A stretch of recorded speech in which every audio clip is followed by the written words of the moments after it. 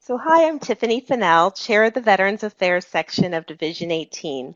Thank you for tuning in to today's webinar titled The History of VA Psychology and the VA Psychology Training Program Part 2, covering years 1966 through 2016, presented by Dr. Rodney Baker. This webinar is sponsored by the VA section of APA Division 18, Psychologists and Public Service. As you know, Division 18 is the home division for VA psychologists in APA and also includes other public service psychologists, like those working in community and state hospitals, Indian country, criminal justice, and police and public safety.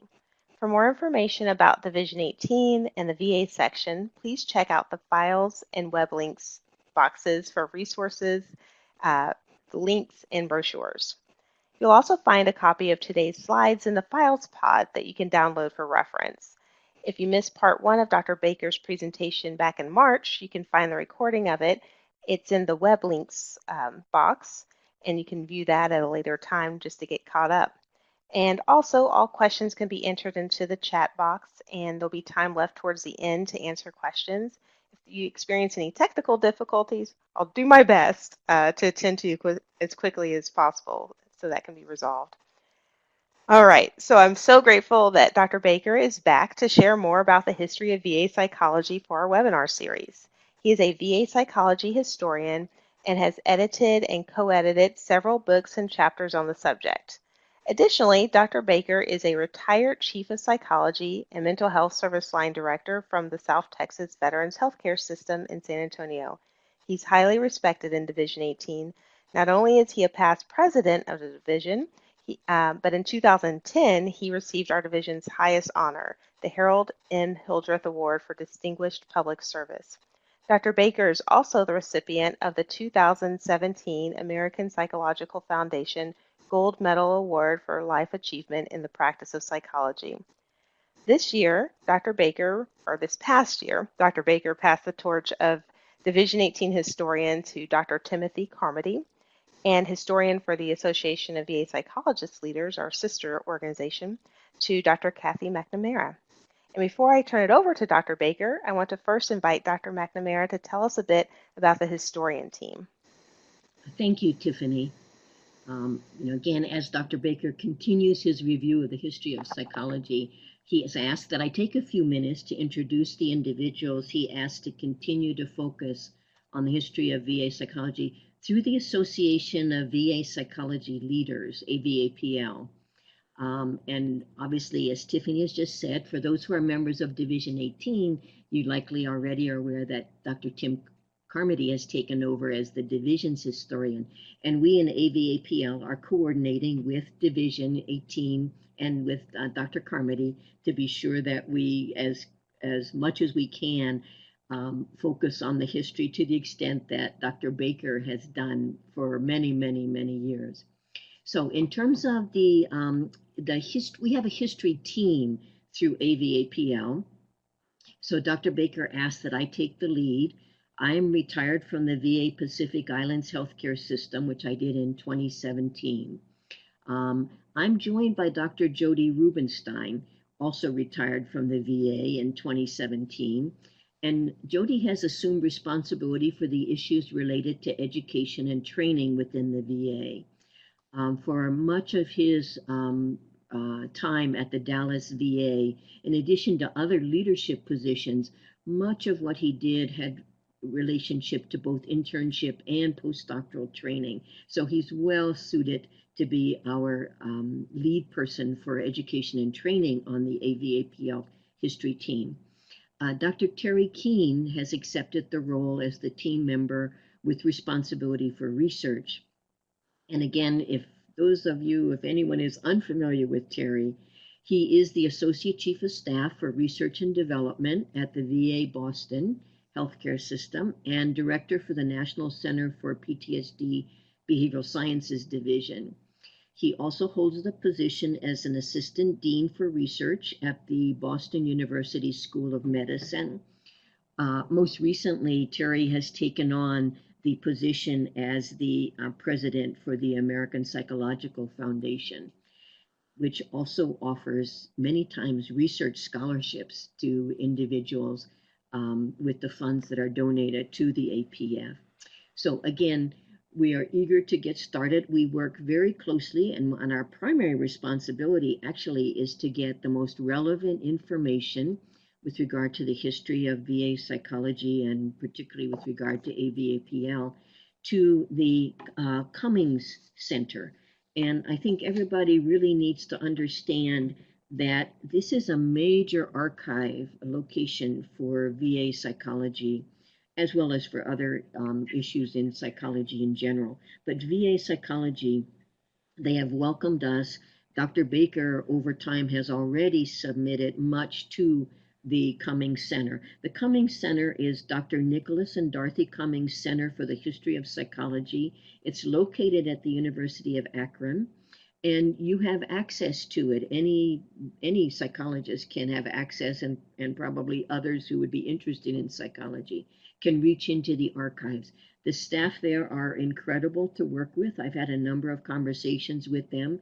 They typically have been present at APA conventions, so if you are at the convention, you can stop by and talk with them about what's available at the archives. So thank you, Tiffany, and thank you, Dr. Baker, for the time to introduce the AVAPL history team. Aloha. Tiffany, for the introduction, and thanks Kathy for introducing the AVAPL historian team. The only thing I'll add is that although I'm no longer a VAPL historian, I am and will always remain a VA psychology historian, just not for AVAPL. A couple of comments I want to make before we get started. Much of what I'm going to talk about in this presentation was first covered in the book on the history of VA psychology that I co-authored with Wade Wade Pickering for APA Books in 2007. And it will be the first citation of references by comments based listed in the bibliography slide appearing at the end of the presentation. And I will also add that my presentation will not include material on the rich history of early VA psychology research, but the 2007 book does include 2 chapters describing some early and critical research and planning resources by psychologists that directly affected patient care in the VA. One example is the cooperative research venture by psychologists examining psychosocial issues of the patient with pulmonary tuberculosis that resulted in a 1961 psychological monograph published by APA. The second comment on your screen is that this is a history, of course, and I invite you to consider the assessment of history as history is all about what happened and what happened as a story. It's been a motto of sorts for me as a historian, since history is better understood as a story and people better remember stories. This presentation will introduce you to some of the stories in the history of VA psychology from 1966 to 2016. I wanted to spend just very quick some of the things I talked about in part 1, covering the VA psychology history 46 to 1966. In 1946, things were in vast disarray in the VA. World War II was ending, with millions of future World War II veterans returning home eligible for patient care in the VA. VA employees had enlisted, as had other patriotic Americans, and VA hospital staffing shortages had to be filled by Army doctors and others. 3/4 of the VA's doctors were on annual military duty in 1945 and would be leaving the VA at war's end. Beds were closed due to the staffing shortages, so there was lots of things that needed to go on. Legislation was passed by President Truman in January of 46 to permit the rapid hiring of doctors, dentists, and nurses by using the special hiring authority that we know today as Title 38. That legislation also established training affiliation agreements with medical schools and universities to train students in the VA. And lastly, the legislation established the professional division offices and VA central office and really set up the organization of what could be called the modern VA that we know today. Offices for medicine, neuropsychiatry, rehabilitation, etc. And James Greer was selected to head the psychology section and given authority then to establish psychological services in VA hospitals. He was also given funding to hire 500 psychologists for VA hospitals. He made some very critical decisions. One, only doctoral psychologists with some training or experience in patient care would be hired in the VA. Secondly, he knew that he needed to start a VA psychology training program to prepare doctoral psychologists with patient care training to work in the VA, and thus anticipated the 1949 training at Boulder Conference on Training. And lastly, he asked APA to identify universities with psychology graduate students, giving their students some clinical training. And that was the reason for that was that he was only going to recruit and select students for the training program from those schools. And historians generally credit the VA's request as leading to APA's accreditation program. And the other thing I covered in part one is that was a period in which VA psychology really earned its reputation for program and clinical services leadership. One example is, the only example I'll give you is the Manual of Group Therapy, which was published by the psychology consultants and staff of the VA hospital in Roseburg, Oregon in 1960. Some of you remember Hal Bigman, who was at the Roseburg, Oregon at that time, one of the authors. And that manual was distributed to all VA hospitals. And in this first ever treatment manual for group therapy, the publication focused on the practical advice in running therapy groups that augmented the mostly theoretical aspects of group therapy developed in academia. And topics in the manual included such things as which patients receive most benefit from group therapy, how to prepare students for how to prepare patients and the students for group, how to prepare the patients, and then how to best handle hostile, dependent, silent, and talkative patients. And VA staff and trainees throughout the VA followed the manual to set up those programs. I'll also show you this graph that I introduced in part one, which we'll be talking much more about today, and that's the growth of VA psychology doctoral staff and VA psychology training appointments from 1946 to 2018. Prior to 1946, there were no doctoral staff in the VA. And if you start looking at this blue line that covers doctoral staff, it was around 1946 when we started hiring the first doctoral staff, and it kind of just steadily increased until 2000, in which you'll see this highly dramatic increase, producing the number of psychologists that we have in the VA today. And I'm going to be covering in today's presentation what was responsible for that. If you look at the red, which is the pre-doctoral students, you'll see that more pre-doctoral interns and trainees in the VA than doctoral staff until about 1960. And then you'll see in 1970 what appears to be kind of a drop. And what that was, and we'll be covering this today, is during this period, the VA switched from training part-time trainees to full-time interns. So the actual amount of money actually kept increasing for pre-doctoral, but it paid for fewer full-time students. The green line then shows the growth of the postdoctoral students, and the first students were appointed in postdocs in 1991, and then took off also. So we now have, in March 2018, 5,541 doctoral staff, 771 pre-docs, and 2018 and 454 postdoctoral students. In this presentation, and I am covering and watching my time closely because I want to save 5 minutes, I'm going to cover 5 time periods. 1966 to 76, I'll talk briefly about the continued increase in treatment programming and psychology leadership in that from the first 20 years. From 76 to 86, this is a time period when VA psychology started turning to advocacy in order to accomplish some things. And this is the time period with the establishment of member associations. And I'll talk briefly about the creation of the American Association of Chief Psychologists and the National Organization of VA Psychologists, NOVA-PSY.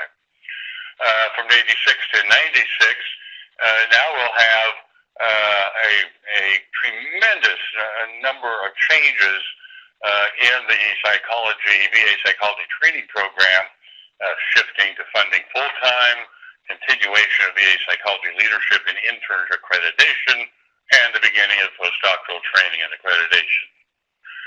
We're also going to take a look at the 1996-2006 period, which is perhaps one of the more interesting periods, because those of you who have been around for a while recognize that was the time when the VA started moving into its emphasis in primary care with all the reorganizations, losses of psychology staff and chief's position with low morale, and the start of the VA Psychology Leadership Program, Leadership Conference.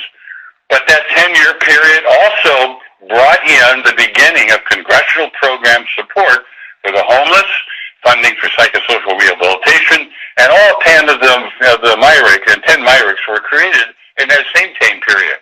So there was a mixed message of what was going on in mental health in the VA at that time. And we'll end up with the last 10-year period from 2006 to 2016 with the mental health plan and congressional recognition and funding support that fueled that dramatic increase in psychology and programs in the VA.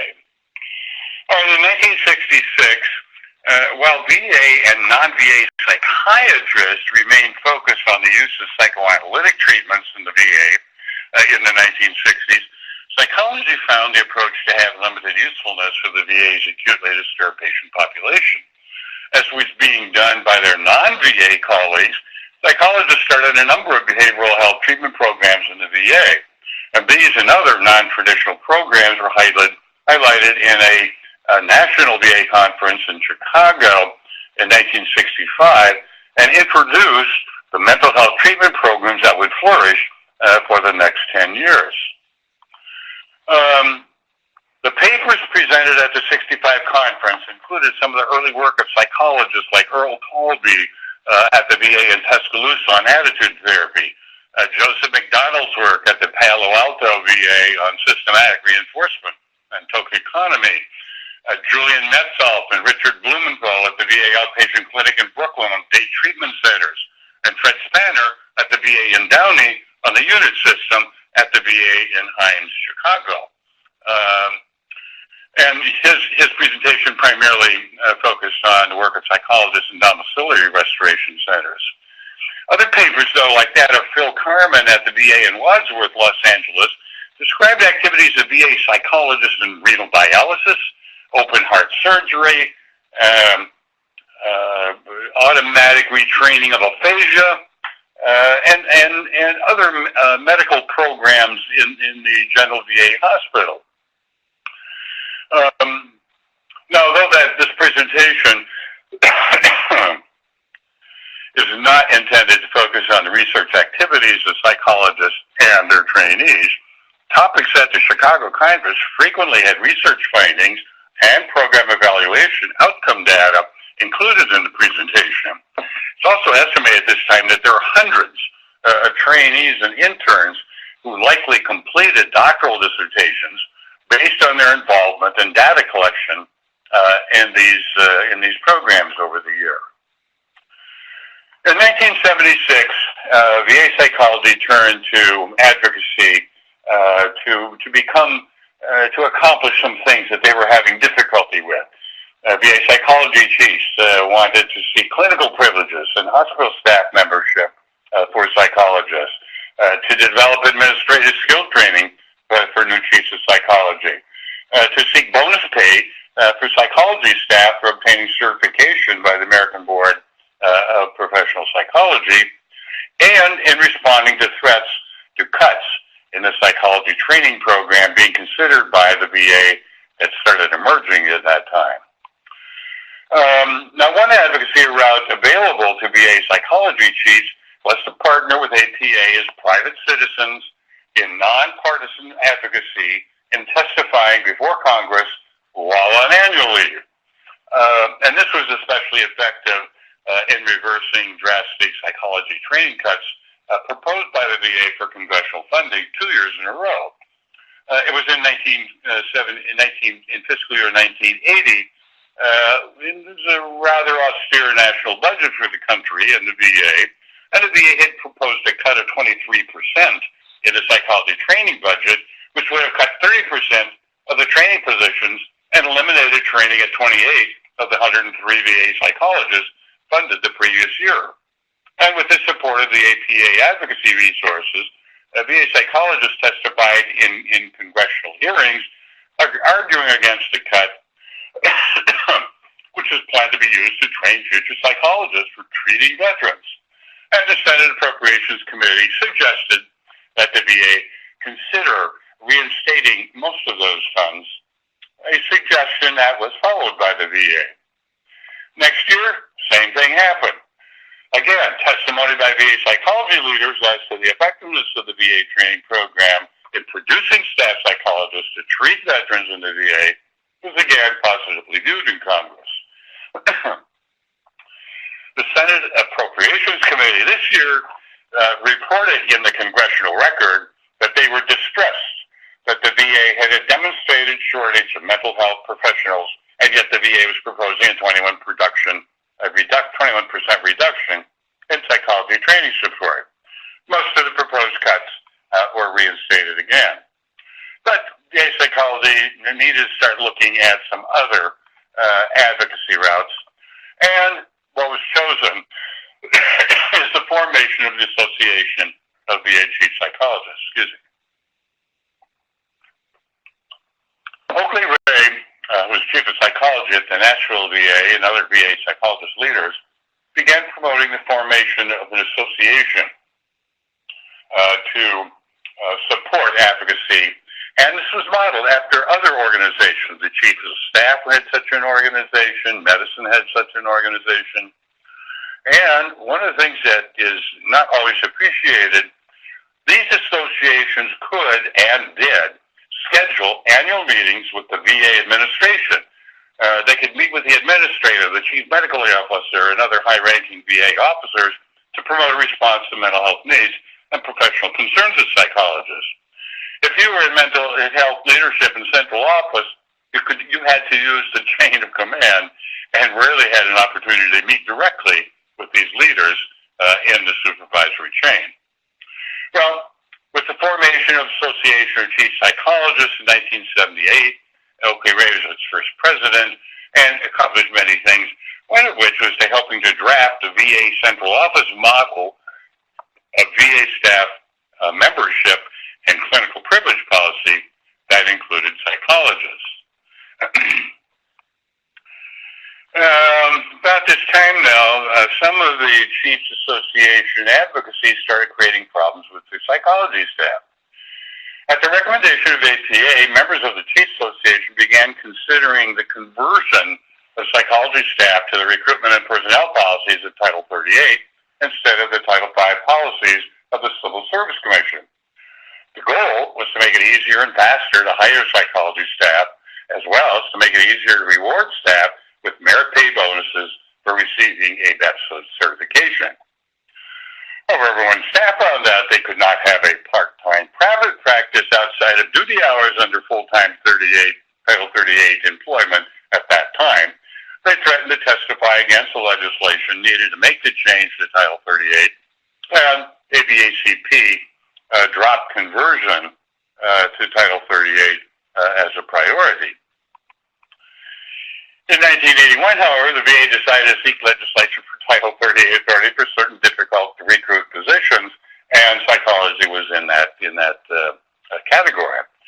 So with Title 38 being considered again, psychology staff decided to establish their own organization which was named the National Association of VA Psychologists, Nova Psi. And it became a reality with the election of Lila Foster as president in 1982, and with a priority advocacy agenda of opposing Title 38 conversion.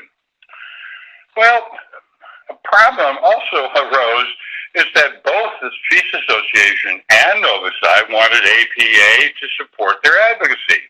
But since there was this opposition over the Title 38, APA kind of scratched its head. It was also at this time that the VA section of Division 18 also asserted a claim for representing VA psychology, since it had more members than either the Chiefs Association or Nova Psi. Well, the differences between the Chiefs and the Nova Psi and the VA section of Division 18 were addressed by a steering committee to resolve the Title 38 issue and combine their advocacy efforts for issues that were without disagreement. And in 1986, the steering committee reached an agreement on wording for Title 38 conversion. VA Central Office later introduced a hybrid Title 38 conversion, permitting staff to have part-time private practices, which was then supported by the committee. It wasn't until 2003, however, in which VA psychologists were put under the hybrid Title 38. And in 1999, Nova Psi decided to disband when few disagreements remained over advocacy issues. And the recent organization of the Chiefs Association, now named the Association of VA Psychologist Leaders, also attracted some Nova Psi members in leadership positions to the expanded membership categories in AVAPL. As I said earlier, it was in the 1986 to 96 time period with tremendous changes in the training program.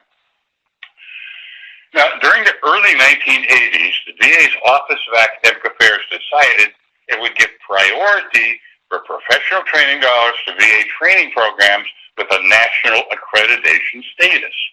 And later, accreditation was being required.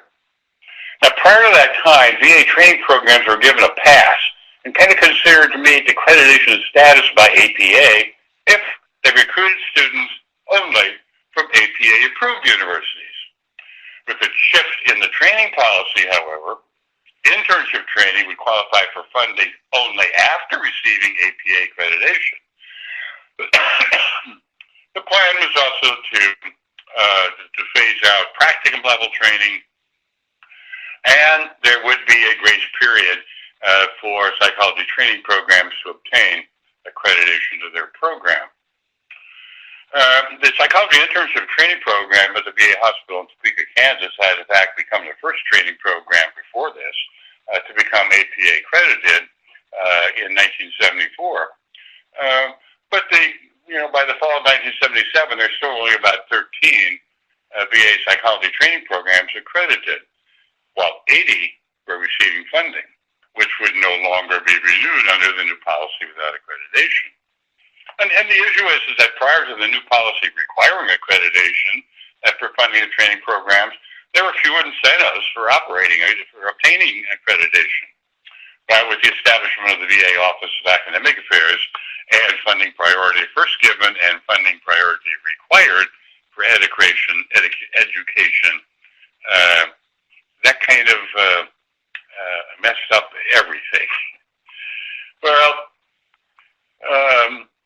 by 1985,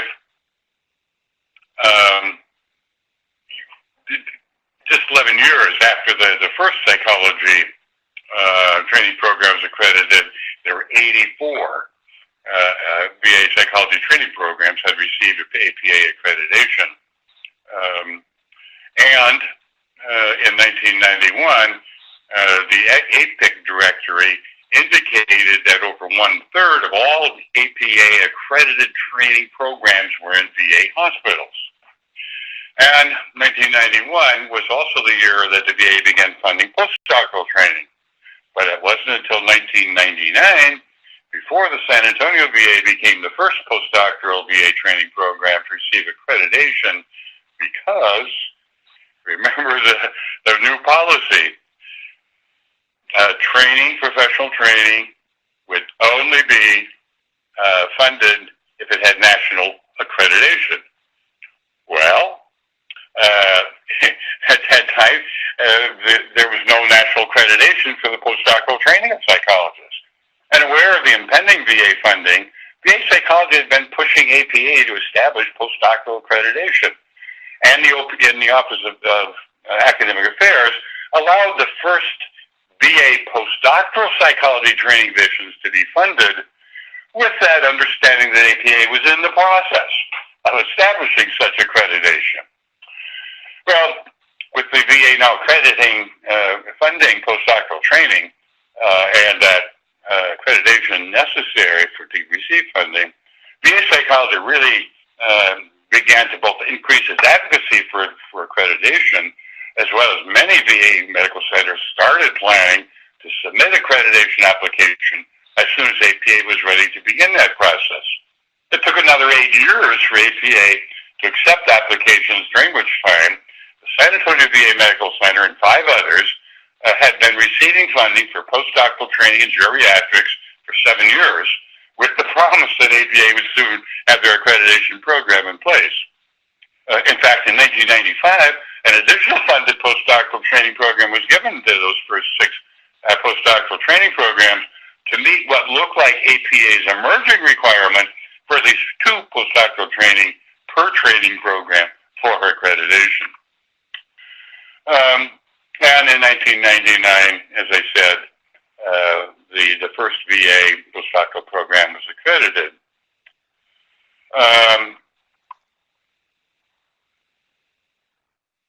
Okay, well, let's kind of, I'm trying to move on a little quicker here. 1996 to 2006. Well, VA turns to performance-based primary care. The VA decided to make major changes in its patient care delivery system, and in fact, the entire country was kind of beginning to focus on healthcare reform. And the VA's decision was motivated by challenges to remain viable in a fluctuating, competitive, and demanding healthcare market. The goal was to transform the VA into a performance-based, outcome-driven healthcare organization with a strong emphasis on primary patient care. Unfortunately, the goal to improve efficiency and patient care coordination in the reorganization led many VA medical centers to replace the traditional professional service structures, such as an independent psychology service, an independent psychiatry service, etc., all reporting separately to a chief of staff, was now being replaced with a grouping of professional service structures working together for particular patient care. So the new structures were kind of called product or service lines, and psychologists and psychiatrists were often merged into a single mental health service line, more often than not led by a psychiatrist. But surveys at the time showed that psychologists filled roughly 1/3 of these new mental health service line management roles.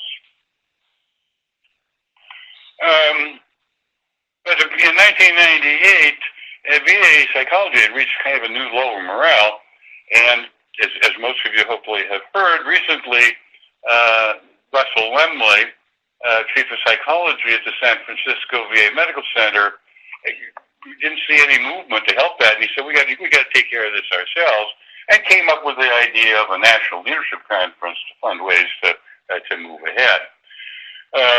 And with Dr. Lemley's leadership, the Chief Association, which is now named the Association of VA Psychologist Leaders, or AVAPL as it's known today, approached the APA Practice Directive for guidance and support. And these discussions resulted in the scheduling of the first VA Psychology Leadership Conference in Dallas in 1998, jointly funded by AVAPL and the APA's Practice Directorate.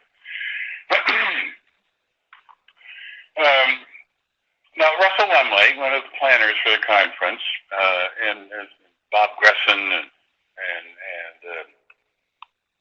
I'm forgetting off her name now, were successful in helping to plan, promote a kind of like a number of strategies to improve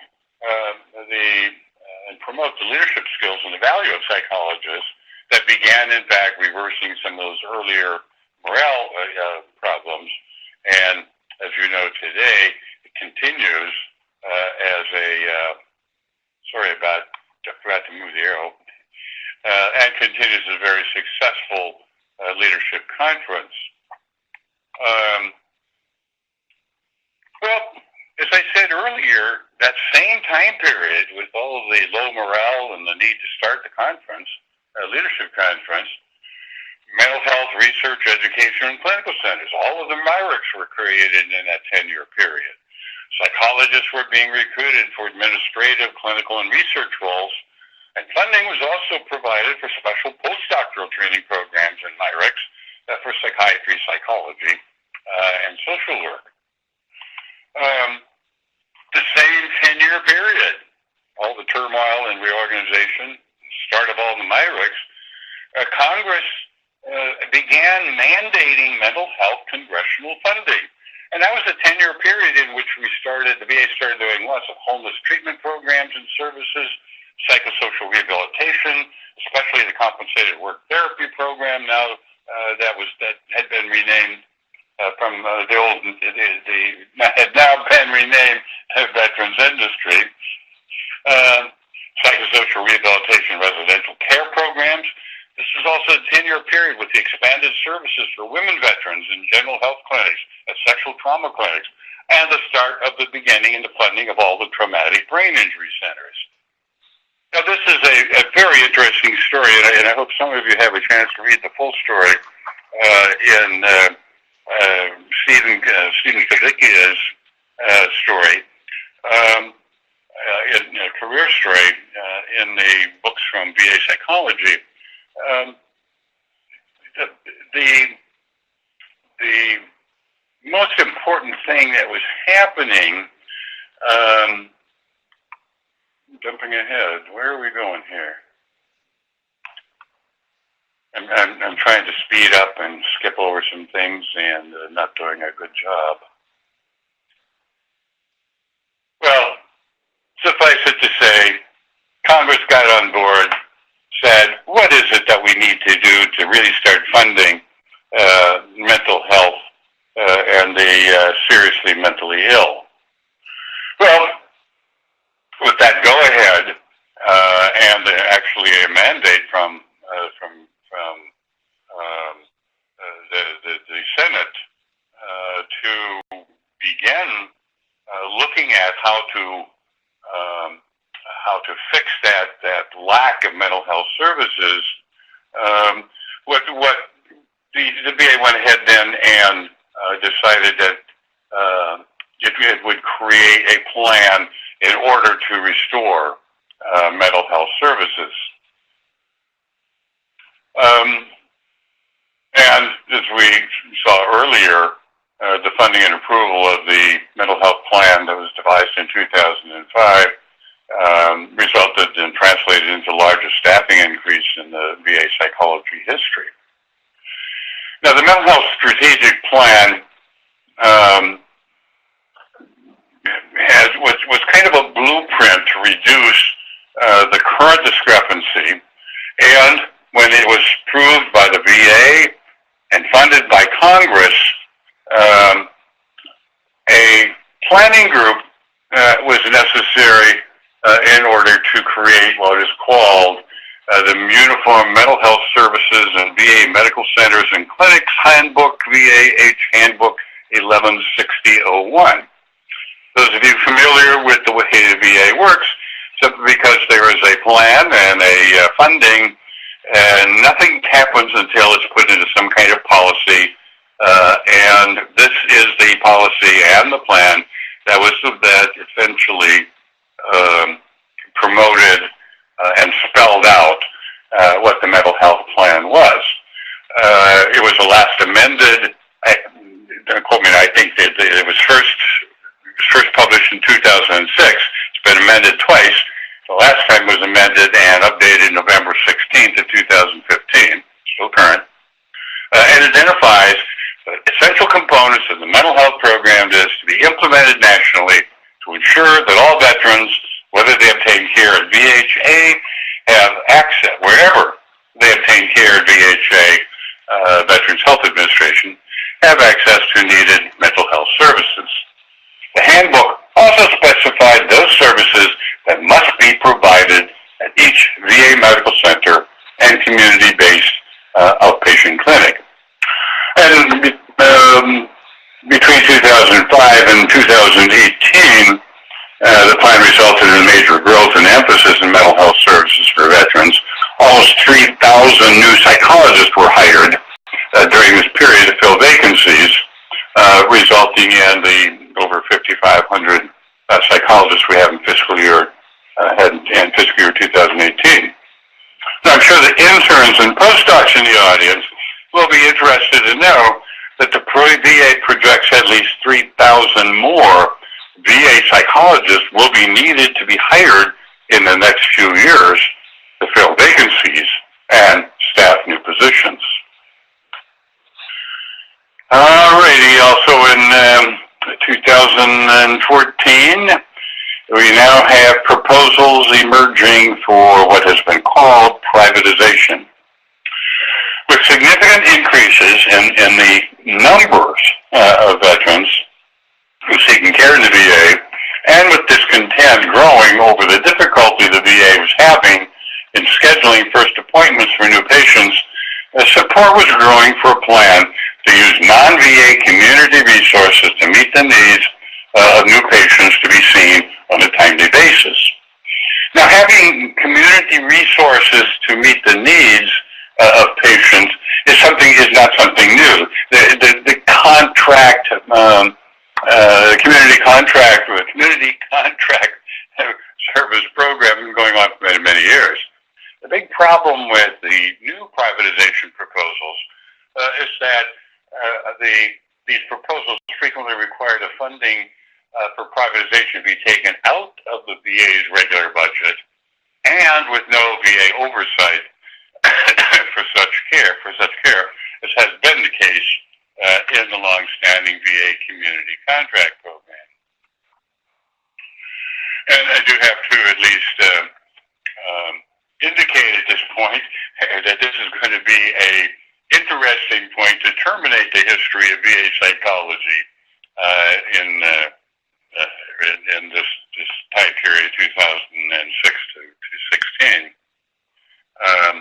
But it was in 2014 that Congress passed the Veterans Access, Choice, and Accountability Act 2014, which required the VA to fund non-VA care in the veterans community to enrolled veterans if the VA was unable to provide an appointment within 30 days, or if the veteran lived more than 40 miles from the nearest VA medical center.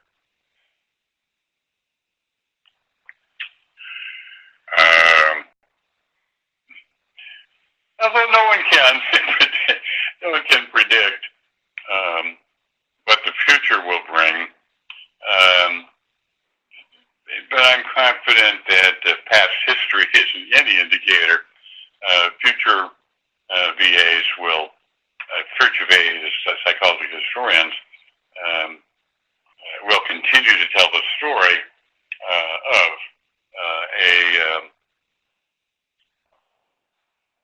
the combined importance and contributions of psychologists in the lives of veterans. And as a last kind of point in that direction, what I wanted to do is to point out that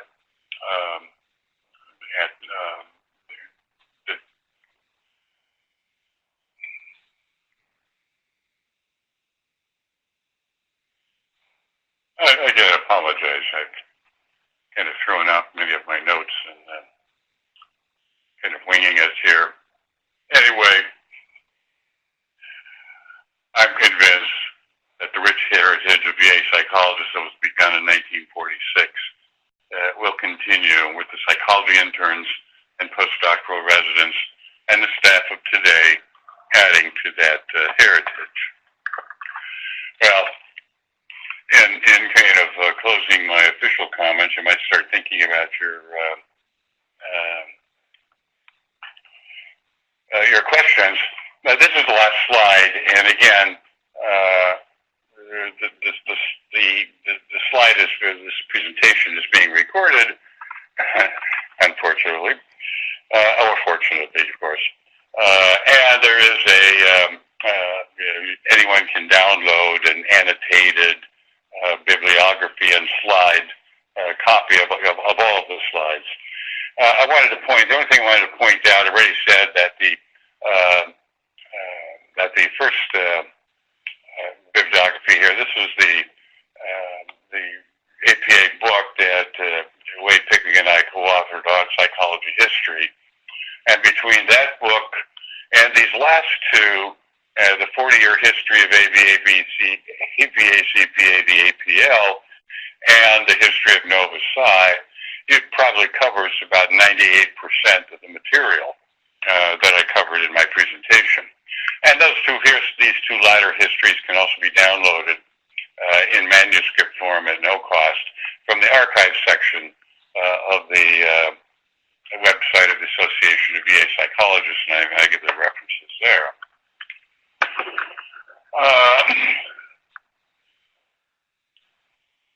Okay, a question from NB Shea, Mary Beth. Okay. Well, her question is, no one has the answers and our crystal balls don't always work, but how hopeful are you about the VA's future with the privatization movement? Yeah, see, one of the things, again, I was kind of messing up my presentation at this point, but I think you got the bottom line. I'm very hopeful. People forget that the privatization proposals have been around for decades. They were all in the past. They were always called voucher systems. And what happened with the voucher systems is that, it essentially says veterans should be given a voucher and they can go get their care any place.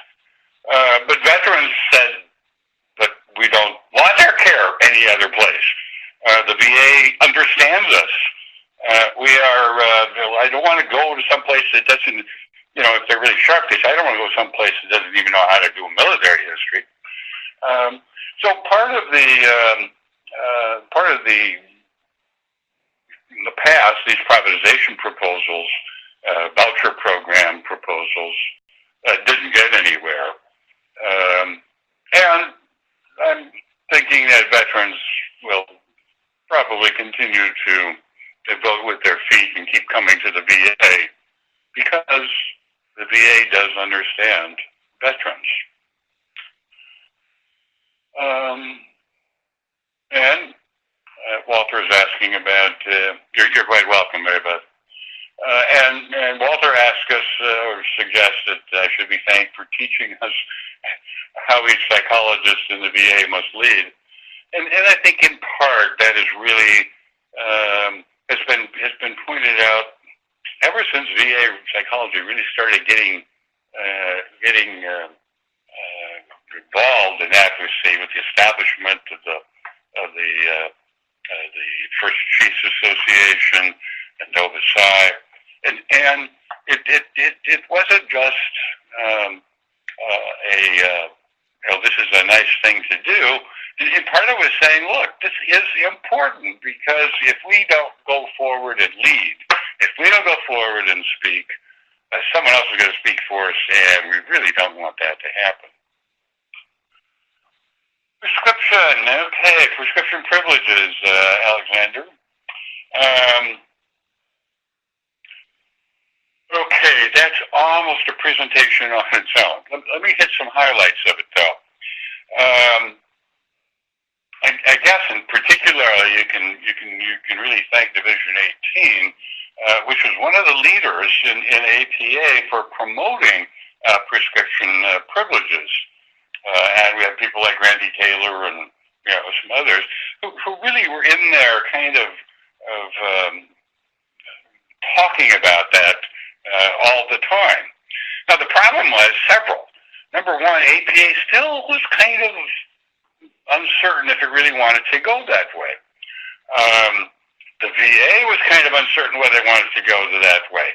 We were struggling with reorganization at that time. And now you want us to also start talking about prescription privileges with anticipated more difficulty from the part of our physician friends. So there was just lots of stuff that was going on. But if you kind of keep noticing, you'll see state after state clearly gets a little bit further along. And I see that the VA psychologist will eventually get to that. I'm not sure if I'm still going to be alive at that point.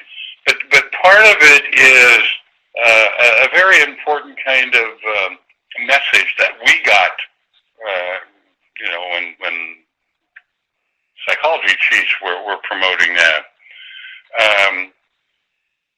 The central office, the leaders in Veterans Health Administration said, we really understand this. We think there's a time that came. There will be a time to come, and people will, and some people had been saying they would support in central office that would support that. But let's just kind of understand that the VA is not going to be the first one to start this. And I think what essentially that leader was saying is, we will go along as soon as the states get into prescription privileges.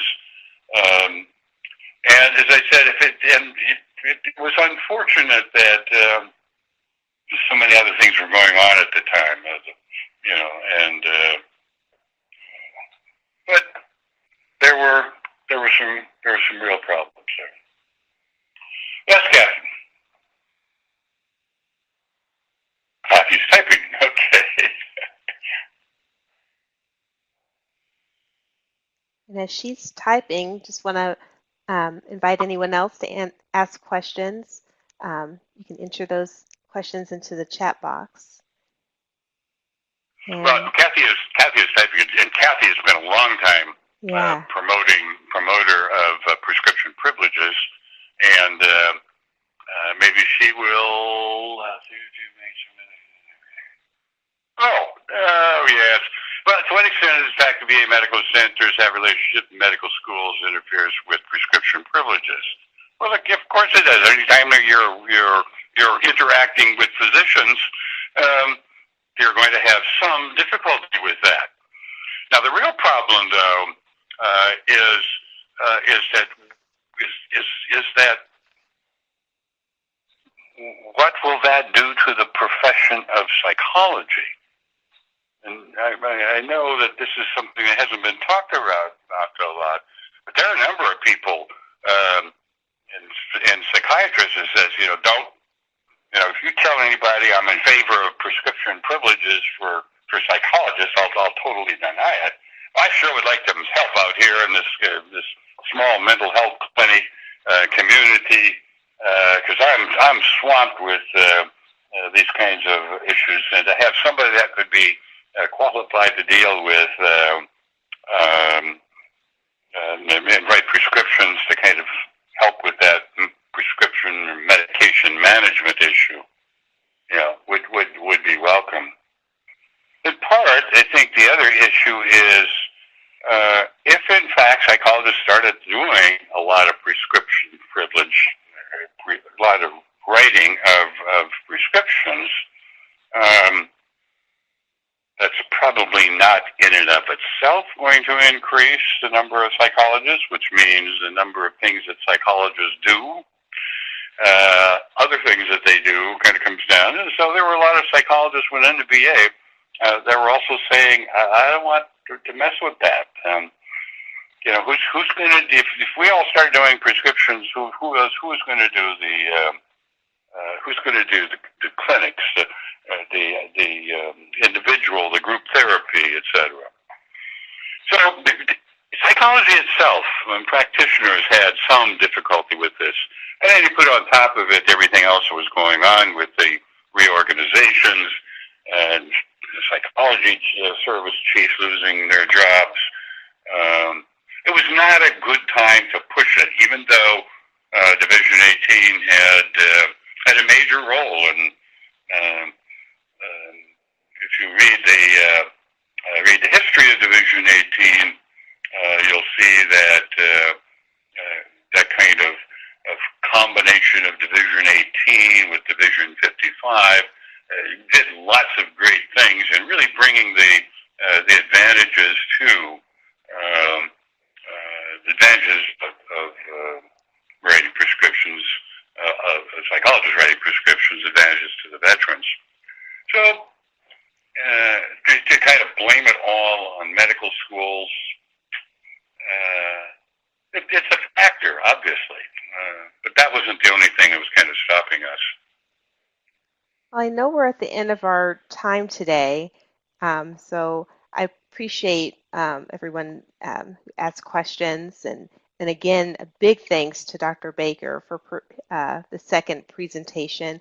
I think it is fortunate that it was recorded, even though there were some technical hiccups. But again, it's just great to have an oral history amongst all the bibliography, the books, resources too, that you've contributed to. And I also want to thank Dr. McNamara for being here to inform us about the historian team too, and in the museum, and that's all very important. And the other thing I'll add is that if you download the annotated slide notes from the slides, you'll get a lot of other information that I could have chosen from, and will be more smoothly presented than I did. So do download that thing if you really want to learn a little bit more about the past history of VA psychology. Yeah, thank you for that reminder. And then for those of you who are seeking continuing education credit, you can do so by completing the online survey. I put a link to the SurveyMonkey address in the chat box. And then also let me know if you're interested in claiming CE. For Division 18 members, of course, it's a membership benefit. You get free CE. For non-members, if you are interested in claiming CE, it's a $15 fee. And I'll follow up with some email instructions. And then also, I just want to give a quick plug for next month's webinar. On June 6th, we'll have the topic of psychologists' role in opioid safety initiative presented by Dr. Ryan Henderson. A flyer is in the files box, so you can download that and register as well. So we'll see you next month too. Again, thanks everybody, and feel free to contact me with any questions. Bye.